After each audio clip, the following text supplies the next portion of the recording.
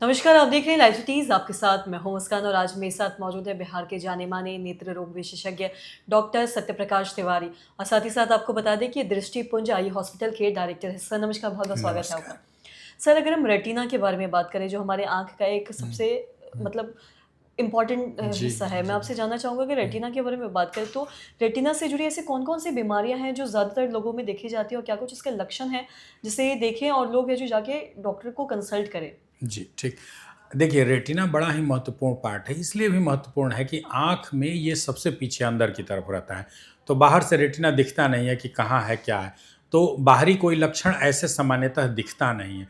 लेकिन सबसे महत्वपूर्ण इसलिए है कि जब आँखों पर कोई भी रोशनी पड़ती है, तो उसका चित्र रेटिना पर ही बनता है और फिर रेटिना में जो चित्र बनता है, उसके जो सिग्नल्स हैं, वो ब्रेन में जाते हैं और ब्रेन उस इमेज को इंटरप्रेट करता है कि हाँ, ये चीज़ है, ये व्यक्ति है या कोई वस्तु है या सामान है, देखने का काम मूलतः ब्रेन करता है। तो जैसे हम जानते हैं कि आँखों के सबसे आगे कॉर्निया होती है, फिर लेंस होता है, लेकिन रेटिना सबसे अंदर होता है। जैसे आप ये एक आँख का कट सेक्शन देखेंगे, तो ये देखेंगे कि ये आँख की कॉर्निया है, फिर अंदर में वो लेंस है, लेकिन रेटिना सबसे पीछे है। लेकिन जब लाइट पड़ती है, तो कॉर्निया और लेंस होकर रेटिना पर ही फोकस होती है। तो अच्छा देखने के लिए रेटिना का हेल्दी होना बहुत ज़रूरी है। अब रेटिना में अगर कोई बीमारी होती है, अगर उसका तुरंत उपचार और इलाज किया जाए, दवा है या इंजेक्शन है या ऑपरेशन है या लेज़र है, तब तो उसमें अच्छा सुधार होता है, बढ़िया रिजल्ट होता है। लेकिन अगर हम चूक जाते हैं समय पर इलाज करने में और देर हो जाती है, रेटिना खराब हो जाए, तो फिर रिजल्ट खराब होता है। जहाँ तक आपने पूछा कि रेटिना के सामान्य लक्षण क्या-क्या हैं, तो सामान्य लक्षण में सबसे महत्वपूर्ण एक है कि आँखों के आगे काला-काला धब्बा देखना। कई बार मरीज़ बताते हैं कि आँखों के सामने कुछ उड़ता हुआ काला-काला मच्छर जैसा तैरता रहता है। अगर ऐसा दिखता है तो आप अलर्ट हो जाएँ कि ये रेटिना की बीमारी है। अगर आँख के अंदर स्पार्क जैसा बिजली चमकने जैसा एहसास होता है, तो वो रेटिना की बीमारी का लक्षण है। अगर आपको लगता है कि किसी एक कॉर्नर से हमको दिखाई दे रहा है, एक तरफ से नहीं दिखाई दे रहा है, तो वो रेटिना की बीमारी का लक्षण है। अगर ऐसा कोई भी लक्षण होता है तो तुरंत अपने नज़दीकी नेत्र रोग विशेषज्ञ को दिखाएं और अगर रेटिना की बीमारी पता चलती है तो उसका तुरंत इलाज करें। जी, और साथ ही सर आपने रेटिना की बात की, अगर रेटिना के बारे में जानें तो इसके हुँ, जो सामान्य लक्षण हैं, हुँ, जिसे लोग देख के समझ सकते हैं, हुँ, जैसा कि आपने बताया फ्लैश करता है आँखों के हुँ, सामने। कई बार ऐसा होता है कहीं हम देखते हैं हमें धुंधला जैसा हुँ, दिखता है, हुँ। ऐसा फ्लैश जैसा लगता है कुछ कि जी, धुंधला-धुंधला दिखता है, शैडो टाइप का दिखता है। तो जी। क्या ये भी एक लक्षण हो सकता है रेटिना? बिल्कुल, जैसे आप किसी का चेहरा देख रहे हैं और चेहरा धब्बा जैसा दिख रहा है, साइड-साइड से अच्छा दिख रहा है लेकिन सेंटर में ही काला धब्बा दिख रहा है, या चीज़ें टेढ़ी-मेढ़ी दिख रही हैं, सामने कोई सीधी स्थिर वस्तु है या कोई ग्रिल है, वो टेढ़ा-मेढ़ा दिखता है, जिसको मेटामॉर्फोप्सिया भी बोलते हैं। तो ये सब लक्षण रेटिना की बीमारियों के हैं। अब जहाँ तक रेटिना की सामान्य बीमारियाँ हैं, तो इनको हम लोग 2-3 कैटेगरी में बाँटते हैं। एक तो कि रेटिना में शुगर के चलते बहुत समस्या आती है, जिसको हम लोग डायबिटिक रेटिनोपैथी बोलते हैं। अगर आप लंबे समय से मधुमेह के मरीज़ हैं, तो रेटिना की खून की नलियाँ प्रभावित होने लगती हैं, उसमें ब्लीडिंग होने लगता है, रेटिना में स्वेलिंग हो जाती है, कई बार खून बहुत ज़्यादा भर जाता है, जिसको विट्रस हेमरेज बोलते हैं, कई बार रेटिना पर खिंचाव होकर रेटिना डिटैच हो जाता है, जिसको रेटिनल डिटैचमेंट या पर्दे का उखड़ जाना भी बोलते हैं। तो ये सारी सीरियस बीमारियाँ हैं। इसके अलावा अगर आप ब्लड प्रेशर के मरीज़ हैं, तो भी रेटिना में ब्लीडिंग हो सकती है। इन बीमारियों के अलावे रेटिना में बगैर किसी वजह के भी होल बनकर रेटिना डिटैच हो सकता है, जिसको पर्दे का अलगाव या पर्दा उखड़ जाना बोलते हैं। तो इन सब बीमारियों में तुरंत ऑपरेशन की ज़रूरत होती है। इसके अलावा एक और बीमारी होती है रेटिना की, जिसको एज रिलेटेड मैकुलर डिजनरेशन बोलते हैं।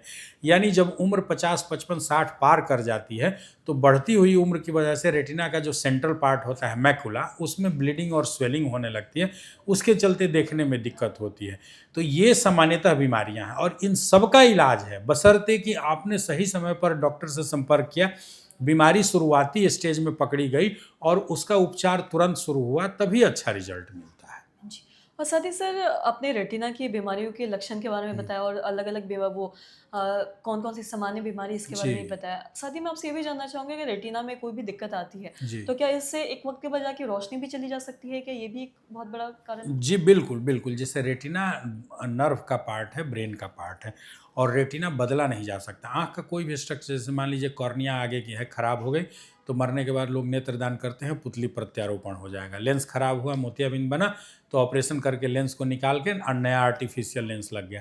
लेकिन रेटिना बदला नहीं जा सकता है, रेटिना को रिपेयर किया जा सकता है। तो हम जब रिपेयर किसी चीज़ को करते हैं उसमें अच्छी ताकत है, रेटिना हेल्दी है तभी अच्छी रोशनी आती है। जैसे रेटिना डिटैच है, अगर 2 दिन 4 दिन हफ्ते दिन में ऑपरेशन हो गया, रेटिना को जोड़ दिया गया तो लगभग पूरी रोशनी आ जाती है। वही रेटिना आपका 2-4-6 महीने से डिटैच है और आपने ऑपरेशन लेट कराया, तो बहुत बढ़िया सक्सेसफुल या बड़े सेंटर में भी आपने ऑपरेशन कराया, अच्छा ऑपरेशन कराया, लाखों रुपए खर्च किए, लेकिन चूंकि रेटिना कमज़ोर हो गया रहता है, उसमें उतनी ताकत नहीं होती है, तो अच्छी रोशनी नहीं आती है। तो रेटिना के इलाज में तुरंत ऑपरेशन कराएं, लेट कर देंगे तो रोशनी नहीं आएगी। अब इसमें रेटिना के इलाज में 2-3 चीज़ें महत्वपूर्ण हैं। एक तो महत्वपूर्ण चीज़ है कि एक इंजेक्शन होता है, एक लेज़र होता है और एक विटेक्टमी ऑपरेशन होता है। लेज़र हम लोग कहीं भी रेटिना में, चाहे डायबिटीज़ से या हाइपरटेंशन से कहीं नई खून की नली बन गई है, ब्लीडिंग हो रही है, तो लेज़र ट्रीटमेंट करते हैं। वो आसान प्रक्रिया है, खर्च भी कम लगता है, लेकिन समय पर हो तो उसी से आँख की रोशनी बचाई जा सकती है। जब रेटिना में स्वेलिंग होने लगती है या ब्लीडिंग होती है, जैसे डायबिटिक रेटिनोपैथी हो गई या एज रिलेटेड मैकुलर डिजनरेशन हुआ, तो आँखों के अंदर एडवांस मोनोक्लोनल एंटीबॉडी दवाओं का इंजेक्शन दिया जाता है।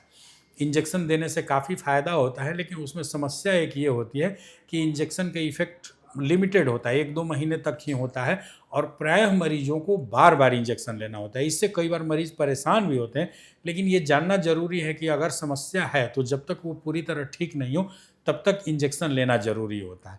जब समस्या बहुत ज़्यादा हो जाती है, रेटिना डिटैच हो जाए या ब्लड बहुत ज़्यादा भर जाए, वैसी परिस्थिति में एडवांस विटेक्टमी ऑपरेशन करने की ज़रूरत होती है, जिसे हम लोग विट्रोरेटिनल सर्जरी बोलते हैं। ऑपरेशन करके हम ब्लड हटाएंगे, रेटिना पर जो खिंचाव है उसको हटाते हैं, रेटिना डिटैच हो गया है तो उसको वापस अपनी जगह पर फिक्स करते हैं।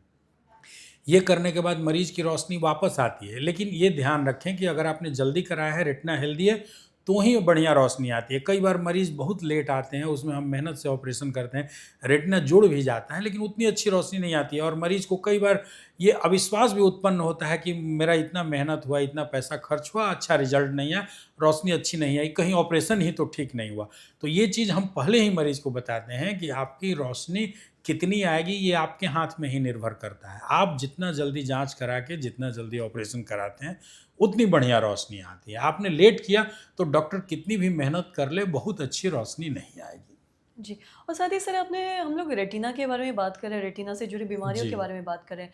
तो क्या ये छोटे बच्चों में भी देखा जाता है, कम उम्र के बच्चों में भी ऐसी समस्या देखी जा सकती है जी। या एक उम्र के बाद ही लोगों में ये नहीं, ये ज़्यादातर आपने दिखती है? बड़ा अच्छा प्रश्न किया और ये मैं भूल रहा था और ये मैं बता दूँ, छोटे बच्चों विशेष करके जो समय से पहले बच्चे जन्म लेते हैं, जिन्हें प्रीमैच्योर किड्स बोलते हैं, वो बच्चे और वो प्रायः बच्चे जन्म मान लीजिए 6 महीने में, 7 महीने में, 8 महीने में बच्चे का जन्म हो गया, बच्चा कमज़ोर है, 1 किलो 1.5 किलो वज़न है और बच्चे के बाकी अंग भी नहीं डेवलप होते हैं, वैसे बच्चे एनआईसीयू में यानी शीशे में रखते हैं। सामान्य भाषा में लोग बोलते हैं कि बच्चा समय से पहले हुआ और शीशे में रखा गया, ऑक्सीजन चला।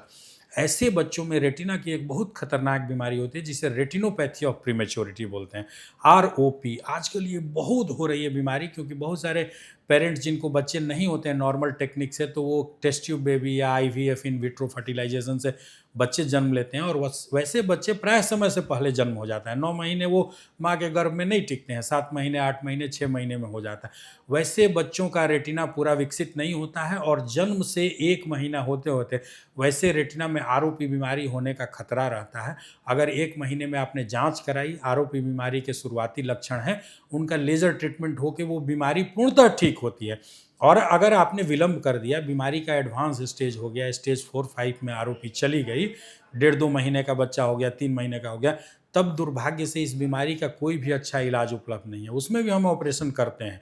अभी भी हमारे ऑपरेशन थिएटर में स्टेज 5 आरओपी का ट्रीटमेंट चल रहा है ऑपरेशन, लेकिन उस केसेस में रोशनी आने की संभावना बहुत कम होती है। हम पेरेंट्स को बता देते हैं कि हम प्रयास कर रहे हैं, लेकिन इसमें अच्छा रिजल्ट नहीं होगा।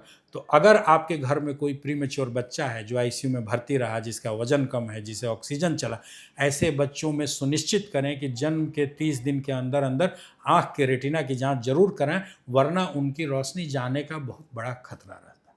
जी। सब बहुत-बहुत शुक्रिया तमाम जानकारी देने के लिए। तो आशा करते हैं दर्शकों धन्यवाद। कि आप भी ये समझ पाए होंगे कि रेटिना से जुड़ी ऐसी कौन-कौन सी बीमारी हैं जो आमतौर लोगों में देखी जाती है, और साथ जैसे कि डॉक्टर साहब ने बताया कि ये जो प्रीमैच्योर बेबी होते हैं उनमें अक्सर ये जो रेटिना से जुड़ी बीमारियाँ दिखती हैं और पाई जाती हैं, और साथ ही साथ हमने तमाम चीज़ों के बारे में बात किया, इसके लक्षण के बारे में बात किया।